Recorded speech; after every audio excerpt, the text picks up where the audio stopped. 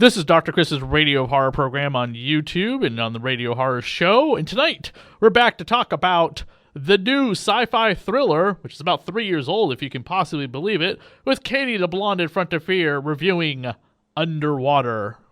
Yes, hello, boys and girls. Hold your breath, because we're going to be talking about Underwater, directed by William Eubank, starring Kristen Stewart, Vincent Cassel, John Gallagher Jr., Mahamadou Athie, sorry, Mahamadou, I'm sure I'm butchering your name, and Jessica Henwick. You take a little bit of Poseidon Adventure, take a little bit of Alien and The Descent, and if they had a if they had a child after a one-night stand that had a water birth with Lovecraft as the doula, this would be Underwater. If you get all those references in this review and after you see the movie, you'll definitely understand what I'm talking about. I'm going to name it now. There's going to be some triggers for some people. Claustrophobia, anything water related, and anything, if you've got a thing with dark water, this is a big one. I'm realizing later on in life that I may have a little bit of a fear with dark water when I can't see what is in front of me, and that's something that I'm realizing I'm afraid of. So the film begins in this ginormous underground drilling apparatus, and lovely Kristen Stewart is brushing her teeth. She finds a spider in a sink, which I'm unclear, but I think that's meant to be a metaphor for unexpected creatures miles beneath the sea, but that could be just between you and me. I'm not sure. She notices some noises and a couple of shakes. There's a leak, and then boom! Most of the walls burst open with water rushing in. This is intense, and the film just goes with that for a good few minutes. When the dust finally settles and rocks or marble are moved, computers are hacked, and doors are bust open, you have six members of this ragtag crew that, from what I recall watching the beginning when they're talking about what this apparatus is, I believe it's supposed to be 363 people are supposed to be on this whole ship or building, whatever it is, underwater. So there's only six. Research station. Drilling and research station. That I'm going to get to that, because there's a couple of things that confuse me when they talk about the research part. So there's six of the crew that have survived. Now, what famous film of a crew of six in a vast nothingness comes to mind? That's right, Alien. So here's the first little reference that we get with that. The captain of this monstrosity is Vincent Cassel. He's one of the survivors. They hatch a plan to go to the bottom of the sea, which is almost 7 miles below the Earth's surface. Walk a few miles to something that hasn't or isn't falling apart and get rescued from escape pods or something more stable. Now, there's an issue I have with the description of the film. Aquatic researchers work to get to safety after an earthquake devastates their subterranean lab. The thing is with this is that I'm watching this movie and I honestly did not get that it was supposed to be a subterranean lab. All the survivors that are on there are somewhat like mechanical engineers and like drilling experts, and it felt like it was more Deepwater Horizon than any sort of lab thing. There is one person who has some sort of a science degree, but she's sort of like an intern, and they make fun of her. So this is an issue I kind of had a problem with, but again, we'll move on. They put on these Edge of Tomorrow battle suits, painted white with helmets, begin to descend to the ocean, and this is where one of the best first kills in a movie happens. Bravo, Underwater. I don't want to give it away, but believe me, I was clapping in the theater when this happened. It is brutal. It is graphic. You're in the water, yet you get to see everything that's going on. Honestly, this is one of the best first kills I've seen in a film in a good number of years, honestly. And bravo for it for being a January horror release. So you've got dirty dark water, you have implosions, explosions, running out the clock on airtime when you're running away from some solid CGI monsters. And while I would like to give credit to the people who did those CGI monsters, there's 32 people who were credited in the IMDb for special effects, 174 on visual effects. But the monsters are honestly the thing that really make me say, go and see this film. I got a little bit of a headache with all the stuff. It's very tight spaces, dark stuff that you can't see, things that are running around. I mean, and then when people like have with their suits that you can like rebreathe the air, when that stops working, that can put a little bit of a little pressure on your chest. But there were definitely some plot points that were rushed and clunky.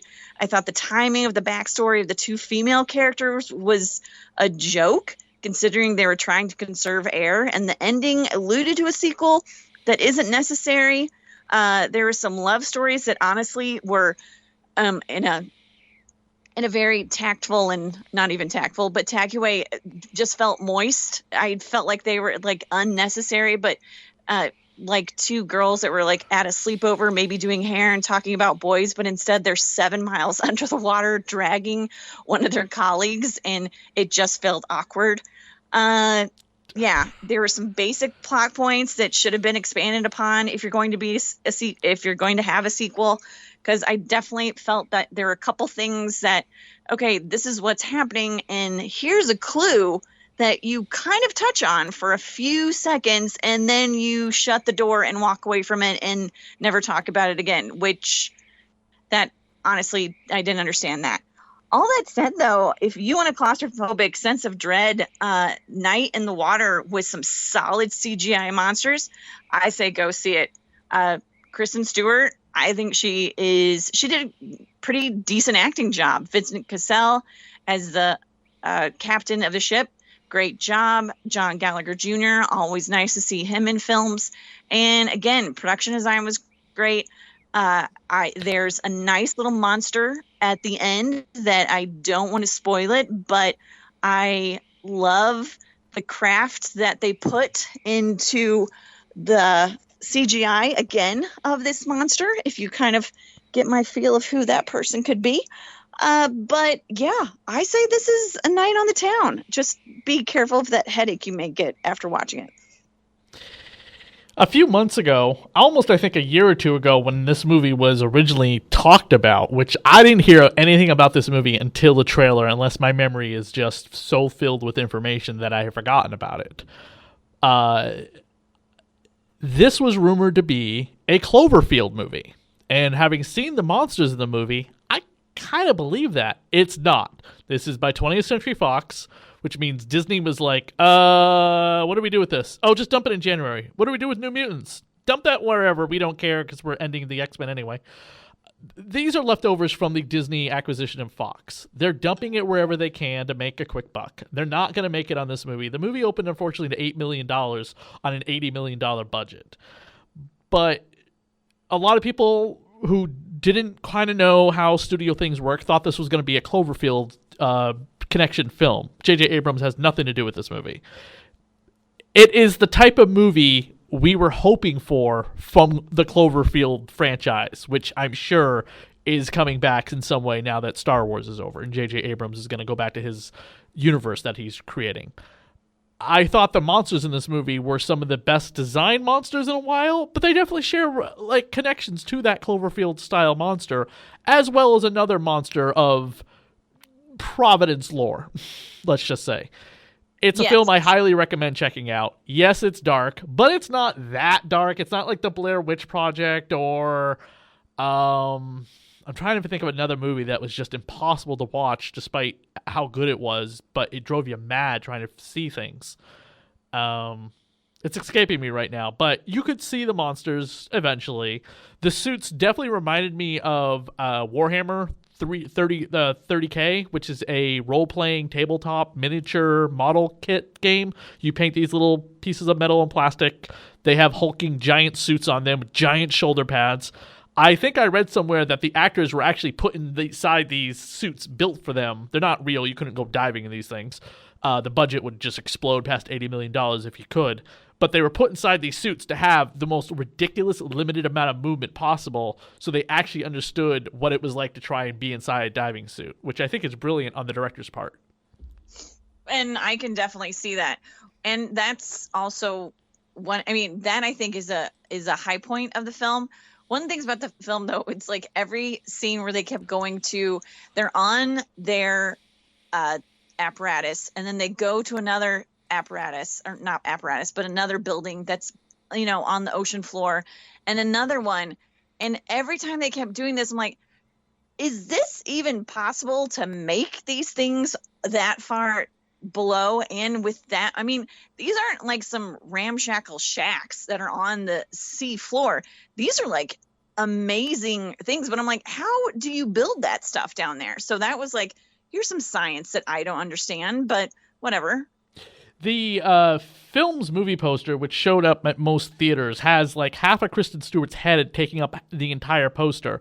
This shares the. There was a great post on a website, it might have been IMDb, showing all the movie posters with half the main character's head taking up half the poster.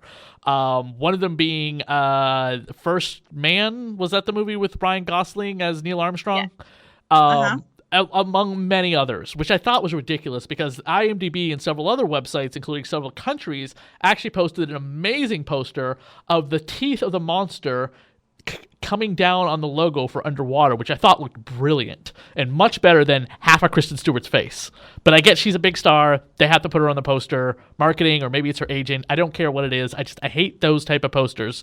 It would have been better if we had like a little bit of the monster or at least some teeth or something. Or how about that gorgeous shot of the research base or whatever with the tagline, something akin to "In space, no one can hear you scream," but something to the tagline like that, but for water.